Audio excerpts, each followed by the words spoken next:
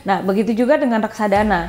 Gitu, dari A levelnya itu ada yang konservatif, ada yang moderat, ada yang agresif. Pada dasarnya di reksadana sendiri itu diversifikasi itu sudah ada ya. Dalam satu portofolio itu pasti udah ada di diversifikasi. Ya, resikonya bisa dibilang kalau semua investasi nggak ada yang namanya nggak ada resiko ya, pasti ada resiko. Halo MNCers, oke, kembali lagi di sesi podcast bareng MNC. Jadi sesi ini kita mau bahas terkait produk lain selain saham, tapi bisa ditransaksikan di motion trade. Tentunya bukan saya yang bahas di sini karena saya udah mengundang salah satu rekan saya yang ahli yang ada di produk tersebut. Jadi kita mau bahas terkait reksadana nih. Udah hadir bersama saya di sini ada Mbak Tina. Halo Mbak Tina. Hai, Cheers. Iya, Mbak. Alhamdulillah baik ya Mbak ya. Mbak Tina kabarnya gimana Mbak? Alhamdulillah, Baik. Kita hijab-hijab gini ya. Sesi pengajian. Mau jadi ustazah. Nah, jadi MNC ya, Mbak Tina ini di MNC itu menghandle produk ya, pengembangan produk untuk reksadana ya Mbak Tina ya. Betul. Jadi sekarang itu kan kalau MNCers mau beli reksadana itu bisa lewat motion trade. Betul. Oke, nah tapi sebelum bahas reksadana di motion trade gitu ya, kita mau bahas dulu nih soal reksadana itu apa sih? Karena MNCers pasti lebih sering teredukasi soal saham karena sebelumnya lebih banyak transaksi saham di motion trade. Nah, kalau reksadana nih kayaknya ada beberapa juga yang belum tahu. Jadi sebenarnya Mbak Tina, reksadana itu barang apa sih gitu? Dia tuh apa sih? Jadi reksadana itu barang apa ya? Kalau aku bisa ngibaratin reksadana bukan hal yang mungkin lebih memudahkan ya untuk para amateur semuanya ya. Jadi ibaratnya itu kalau rujak, ya kan? Nah, Enak nih. rujak ini enak kan siang-siang tadi makan rujak kan. Nah, tapi ini saya ngibaratin nih reksadana ini adalah ibaratnya itu adalah si rujak.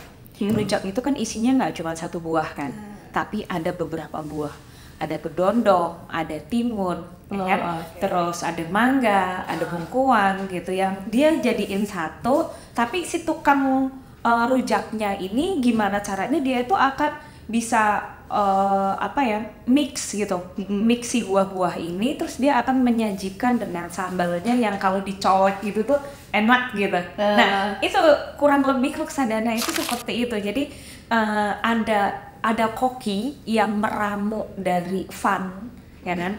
Fundnya itu tuh mau dibuat jadi reksadana kategori apa nih? Mau yang konservatif kah, yang moderat, itu nanti beda-beda isiannya. Gitu. Jadi kalau kayak sambal tadi kan diulek kan juga kalau saya minta cabenya satu aja ya gitu kan. Nah itu kan pasti rasanya juga pasti nggak akan terlalu pedas. Tapi kalau mintanya 10 pastinya pedas. Dan semakin pedas ada orang yang aku langsung sakit perut nih. Tapi ada juga orang yang memang menikmati dengan kepedasan gitu. Jadi kan, nah begitu juga dengan reksadana. Gitu, dari A levelnya itu ada yang konservatif, ada yang moderat, ada yang agresif, dan tiap orang itu kembali lagi semua orang mungkin menikmatinya kalau dia itu memang secara tujuan investasinya itu sama, secara mungkin profilnya dia itu untuk investasinya juga cocok gitu kan ya. Jadi semua itu, jadi kalau kita itu mungkin ditempatkan di yang salah itu pasti nantinya jadinya nggak terlalu nggak terlalu ini gitu. Nah balik lagi, nah kalau si manajer investasi, kalau kita ibaratkan ini adalah si tukang rujak, dia yang akan dia akan meramu ramai bumbunya seperti apa, dia beli buah kemana, ke pasar dan sebagainya, sebagus apa, sefresh apa, ya kan? Dia komposisinya seperti apa, itu yang meracik komposisi portfolio si reksadana adalah manajer investasi, yang kita ibaratkan adalah si tukang buah. Nah, rujak ini kita ibaratkan si reksadana karena reksadana ini terdiri nggak cuma dari satu buah aja, tapi ada beberapa instrumen investasi yang memang di-blend sedemikian rupa sehingga membuat orang itu kayak tercipta satu hal yang enak ya tanpa harus mikirin ABCDE-nya gitu kan, bagaimana cara membelinya. Pokoknya yang taunya pegang di dalam pegang handphone, semuanya udah jalan, udah oke. Nah itu yang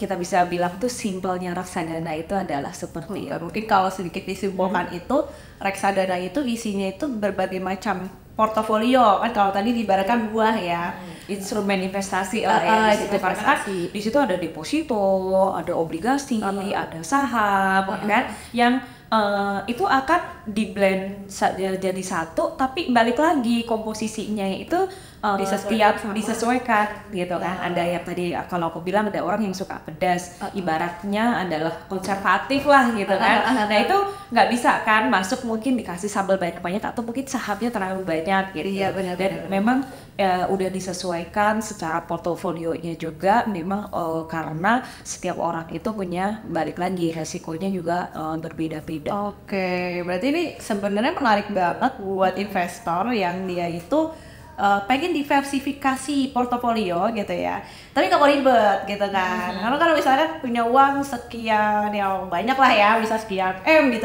contohnya gitu kan, terus pengen diversifikasi aset ke obligasi, itu kan dia harus cek dulu kan dari awal sampai akhir, saham juga pemilihan sahamnya harus benar gitu kan.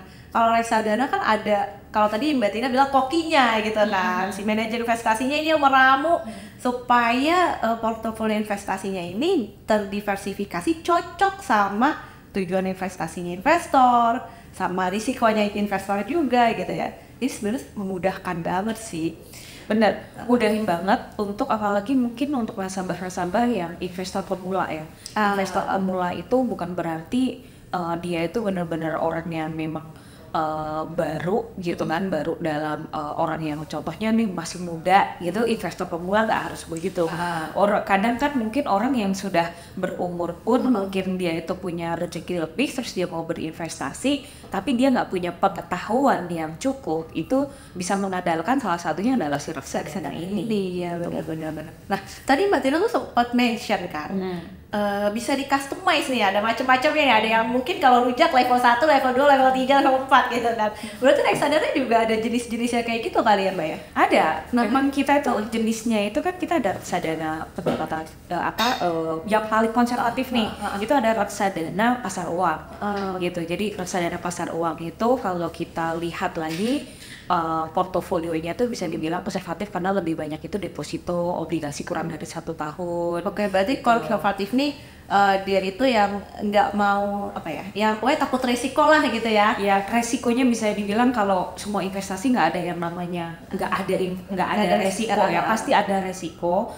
Hanya level resikonya itu ada yang minim, ada yang mungkin lebih besar lagi. Oh, pantesan tadi Mbak Tina analoginya itu nih levelnya ini nggak terlalu pedas gitu ya. Bisa dibilang nggak terlalu pedas lah gitu kan. Bisa dimakan mungkin orang-orang yang mungkin baru atau mungkin yang nggak mau, saya nggak mau terlalu pedas karena sakit perut, takut atau apa kayak gitu kan.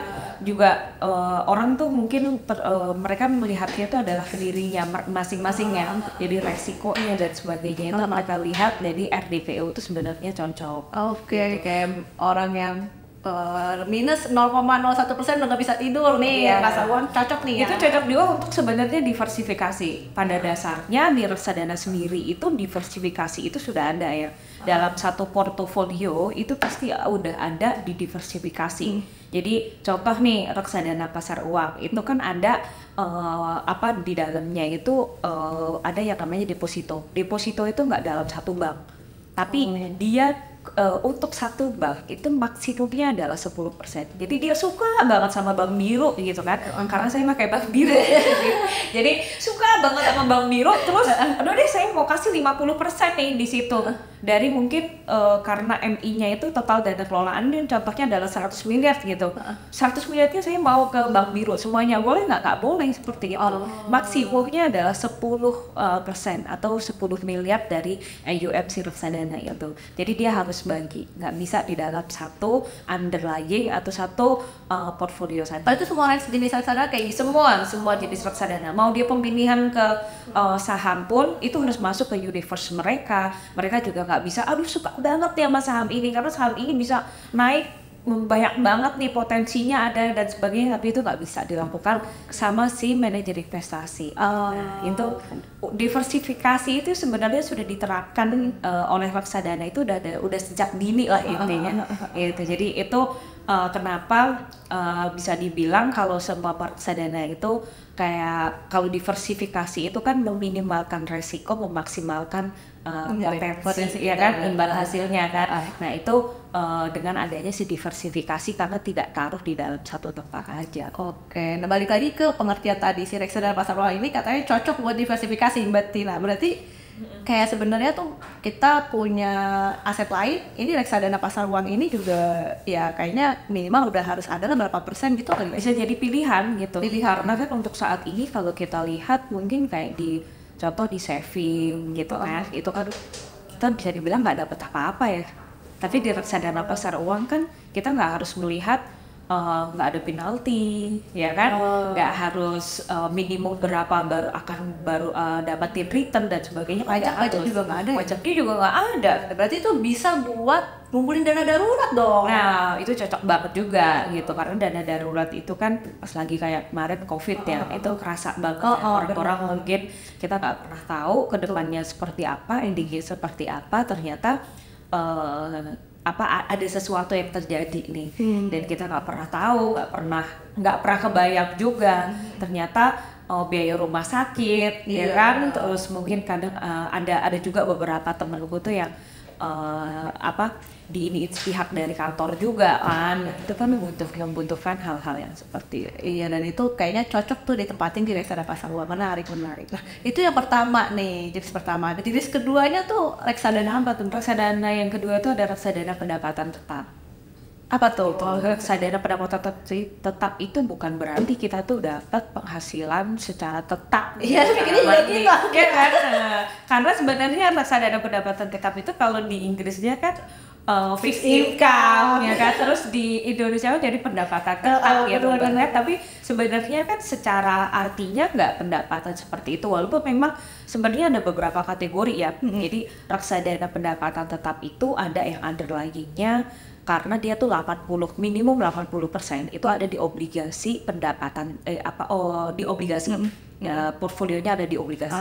Nah, obligasi itu kan kalau kita lihat lagi itu kan ada obligasi korporasi, ada obligasi pemerintah, ya kan? Di mana perbedaannya dari obligasi pemerintah sama obligasi korporasi ini kan sebenarnya itu sama-sama obligasi, tapi secara resikonya itu juga beda, ya kan? Kalau kita itu mengharapkan return, kita pilih obligasi korporasi. Tapi kalau kita itu mungkin mengharapkan dari contoh nih, obligasi itu kan dari par akan balik lagi ke par, ya kan? Nah kalau pas lagi di awalnya di par, tapi pas lagi kita beli contohnya di 97, ya kan? Terus 98 itu kan ada yang namanya kenaikan dari harga obligasi. Ya kan, potensi dari selisih harga itu sebenarnya itu akan jadi potensi untuk return juga, ya kan. Nah makanya ada yang namanya obligasi pemerintah sama obligasi korporasi. Nah underlying-nya pun juga membedakan. Reksadana pendapatan tetap dengan underlying obligasi korporasi itu relatif itu return-nya itu biasanya itu lebih stabil gitu, lebih anteng gitu, nggak terlalu fluktuatif, nggak terlalu naik turun dan sebagainya. Mungkin disebut pendapatan tetap itu karena kalau obligasi kan ada rate-nya tersendiri itu ya. Iya, jadi kupon per 3 bulan atau per 6 bulan itu kan pasti ada tuh. Kalau yang korporasi kan 3 bulanan, tapi kalau yang pemerintah kan 6 bulanan. Nah itu kan pasti fix dapat. Nah begitu juga yang yang didapatkan oleh si fund manager, tapi itu sudah tercermin di dalam si net asset value-nya atau NAV dari si reksadananya. Jadi reksadana pendapatan tetap itu banyakkan isinya obligasi atau mungkin kalau syariahnya sukuk kali ya, pernah dengar tuh. Sukuk itu kan sebenarnya sama-sama di obligasinya ya. Cuman yang membedakan adalah konservatif dan syariahnya aja. Kalau yang syariahnya itu lebih ke sukuk, ya kan? Karena kalau sukuk itu kan bisa dibilang kalau kita penerbitkan satu obligasi harus yang base-nya lah, base utangnya itu tuh harus jelas. underlying asetnya itu. Jadi contohnya kayak dia mau nerbitin obligasi gitu kan, obligasinya itu nggak boleh abu-abu. Contoh mungkin berdasarkan project apa. Tapi kalau aset itu kan kalau di dalam syariah itu kan nggak abu-abu kan, udah jelas itu berdiri ada di dalam satu itu. Itu biasanya kalau yang subjek itu tuh akan lebih ke yang sesuatu yang jangan abu-abu, yang jelas. Jadi akan dilihat di situ. Kebayang sih. Kalau obligasi yang biasa itu bisa itu mau pemerintah ataupun korporasi sebenarnya sama, hanya yang menerbitkan saja. Kalau seumpama pemerintah ya, contohnya lebih safety ya pemerintah Republik Indonesia, ya kan. Kalau obligasi korporasi, contohnya MNC Group pun kan juga punya obligasi korporasi kan, yang nerbitin BMTR, BCAP, IATA gitu. Jadi itu salah satu obligasinya yang memang minimum udah diracik itu minimum di reksadana pendapatan tetap ada 8%. Berarti masih ada risiko gagal bayar dong.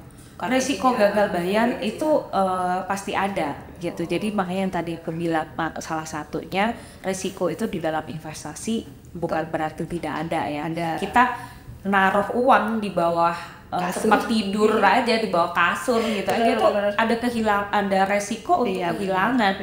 Entah itu ada saudara ngambil kayak gitu kan, entah ada maling ngambil pas lagi kita tinggal pergi, kita nggak pernah tahu. Jadi pasti ada. Namanya hidup ada risiko, apalagi ini investasi ya.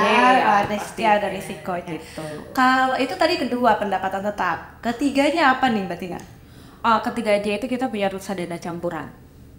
Isinya itu tuh blend antara porsi obligasi sama porsinya si saham. Itu tuh ngeblend di dalam satu portofolio. Gitu. Ada minimum rasio ini kan kalau pendapatan. Sebenarnya itu maksimum kan 80% ya. Jadi sebenarnya kalau untuk di fund manager itu kayak lebih bisa dibilang itu kalau campuran itu lebih fleksibel gitu. Ya gak sih, soalnya dia tuh kan bisa maksimum 80% sama obligasi ataupun saham.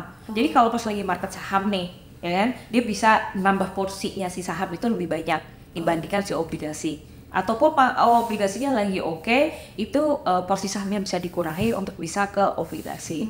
Cuman kadang kita itu kan balik lagi ya, AUM itu aset under management atau dana kelolaan dari fund tersebut itu sebenarnya juga memang sangat penting. Jadi contoh nih, waktu pas lagi sahamnya lagi posisi bagus, fund manager dengan dia punya kebijakan investasinya mungkin akan lebih banyak nih ke saham. Kita nggak pernah tahu ternyata ada berita negatif nih dia dari luar gitu kan. Kayak kemarin turun sampai satu hari bisa hampir 4%. Itu di luar kendali kan.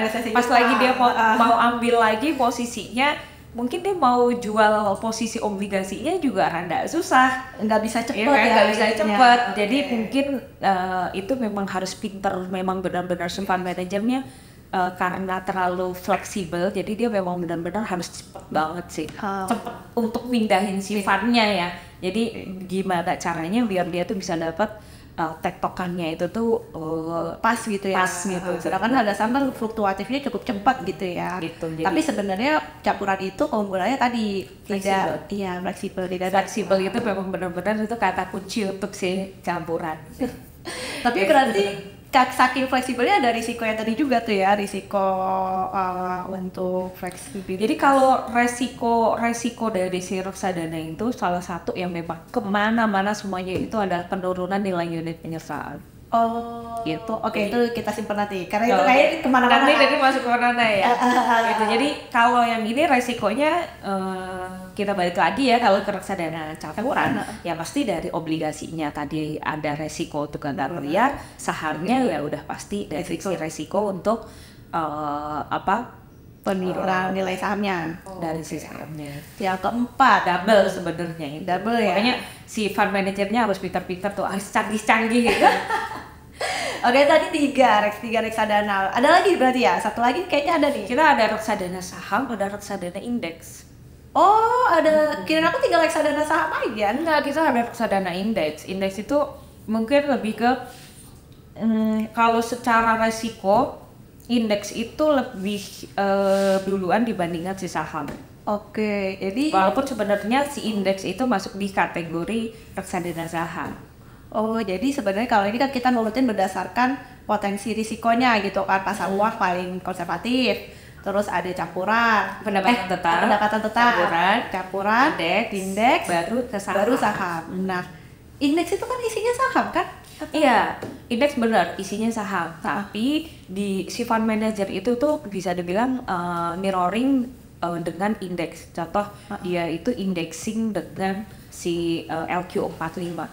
Nah itu ada si fund manager itu benar-benar dia itu ngindeks banget gitu. Bukan ngontek ya, ngindeks banget jadi ngindeks banget gitu sama si LQ45 gitu. Atau mungkin pilihannya dia ya, maksudnya tergantung nih. Ada yang dia 99 point something gitu. 9.9, jadi cashnya itu cuma 0.02 untuk dia itu bisa mendapatkan seindeks itu gitu. Jadi potensi kalau indexing ini kalau dia tuh naik 4%, dia juga akan kurang lebihnya itu akan naik 4%.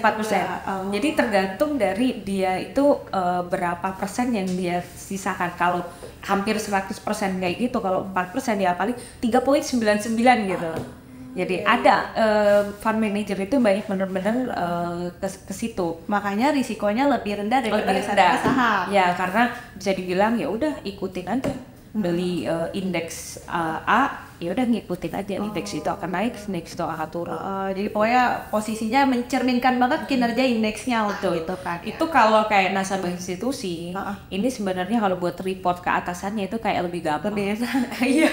Jadi nggak repot-repot ya. Ini saham ini turun gitu, indeksnya turun gimana ya? Ya udah ini turun gitu. Jadi itu dulu jadi salah satu kebanggaan tuh kalau untuk reksadana institusi itu nasabah institusi itu lebih senang reksadana indeks.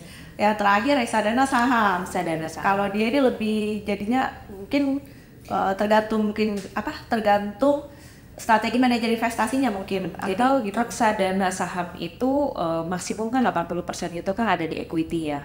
Nah, equity itu sebenarnya ada yang equity dia itu masuk ke saham-saham yang mungkin first layer atau mungkin second layer. Jadi itu juga jadi salah satu strategi mereka. Saham-saham yang blue chip itu biasanya itu lebih stabil dibandingin mungkin nasabah ke yang fund manager yang lebih memilih saham tapi saham-saham yang second layer gitu.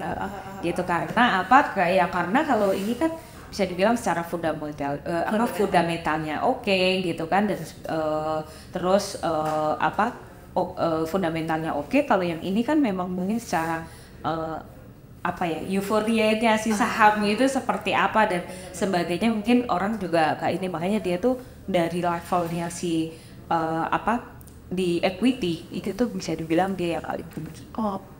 Jadi tadi kita udah bahas tuh 4. Nah, ini risiko nih baru kita masuk nih. Tapi secara keseluruhan sebenarnya risiko kita investasi di reksadana itu apa sih, Mbak? Mungkin sekarang keuntungannya juga lah ya. Kalau kita coba bahas risikonya dong, pada malas ya harus untuk investasi ya. Oke, keuntungannya dulu apa resiko dulu lah ya.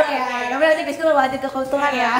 Resiko dari si reksadana tadi itu salah satu yang benar-benar kelihatan banget itu adalah dari penurunan ya kan dari nilai aset. Jadi penurunan nilai aset ini contoh nih, waktu awal masuk itu ada beli di 1.000, terus ternyata kalau kita beli reksadana dapatnya adalah unit penyertaan. Unit penyertaan ini itu tidak akan turun, tapi yang akan turun itu adalah secara kita itu nilai uang kita. Gitu, karena unit penyertaan ini kan pengalinya adalah NAV, ya kan? NAV-nya turun berarti kan pengalinya turun kan? Gitu. NAV itu apa? Net Asset Value. NAV itu kan Net Asset Value atau nilai aktiva bersih NAB bahasa Indonesia-nya. Dan itu sebenarnya itu NAV atau NAB ini perhitungannya itu yang itu adalah si BK gitu. Nilainya dari BK itu bakas kejadian gitu, yang menghitung dari si portfolio yang ada di dalamnya. Gitu. Contoh reksadana itu kan pada awal dia itu dibuat itu pasti nilai aktiva bersihnya atau NAV-nya itu adalah di 1.000, ya kan? Nah 1.000 ini dia tuh bisa naik bisa turun tergantung dari komposisi dari si portfolionya sendiri itu. Jadi kayak NAV itu mencerminkan tadi isi portofolio yang ada dalam reksadana nilainya berapa nih? Dia tuh lagi naik atau lagi turun gitu. Makanya kita bisa dibilang kayak harga dari si reksadana itu. Sebenarnya itu tercermin udah di situ. Jadi contoh nih, sebenarnya reksadana itu ada yang namanya pajak ada, tapi pajak itu tidak perorangan. Pajak itu atas fund dan itu sudah tercermin di dalam NAV-nya. Terus kayak ada biaya-biaya pengelolaan, ya kan, biaya untuk bakas tedin, itu semuanya sudah tercermin di dalam si nilai aktiva bersih. Termasuk naik turun dari si portfolio yang ada di kita pun, yang ada di dalam reksadana itu sudah tercermin. Jadi apa yang kita peroleh tiap pagi nih, contohnya kita beli di 1.000, sekarang sudah 1.100, itu sudah net. Berarti jadi kayak nilai portofolionya berapa dikurangi sama beban-beban. Iya. Jadilah tuh NAV itu ya. Itu yang jadinya patokan kita lah untuk menjual atau membeli si reksadana nih, harganya ini gitu. Betul. Nah, balik lagi ke risiko nih Mbak. Berarti tadi risiko reksadana secara keseluruhan itu adalah penurunan nilai dari si aset kita. Nilai dari aset kita itu kita bisa lihat dari si nilai NAV kita. NAV kita itu waktu awal itu beli di berapa? Jadi bisa beli sekarang beli di berapa? Beli 1.000 terus sekarang 2.000 untung. Tapi kalau seumpama turun dari apa yang pernah kita beli nih, berarti itu merugi. Sebenarnya simpel itu ya, cuman kalau ya di belakangnya itu mah cuma kita tahu aja lah, nggak usah terlalu tahu detail, itu urusan manajer investasi lah. Betul, makanya ada sih manajer investasi yang kita itu pokoknya taunya itu tahu bersih aja, ya kan, segala sesuatunya itu biar mereka yang hitungin. Ya menarik banget nih Mbak Tina, tapi ini kayaknya kepanjangan kalau kita lanjutin, nanti takutnya MSCS bosan, jadi kita break sebentar. Sampai nanti sebenarnya ada lagi sih banyak yang mau ditanyain soal reksadana. Pensiers, ini kayaknya kalau ngobrol nggak akan ini nggak ngerasa ya, ditambahin kopi lebih nggak ngerasa lagi ya, kopinya mana nih. Pensiers, saya thank you sudah nonton sampai habis episode kita kali ini, tapi nantikan episode berikutnya karena kita akan bahas secara detail lagi terkait reksadana dan bagaimana cara investasi reksadana di Motion Trend. Thank you yang udah nonton sampai habis, sampai jumpa di episode berikutnya, bye-bye. Bye.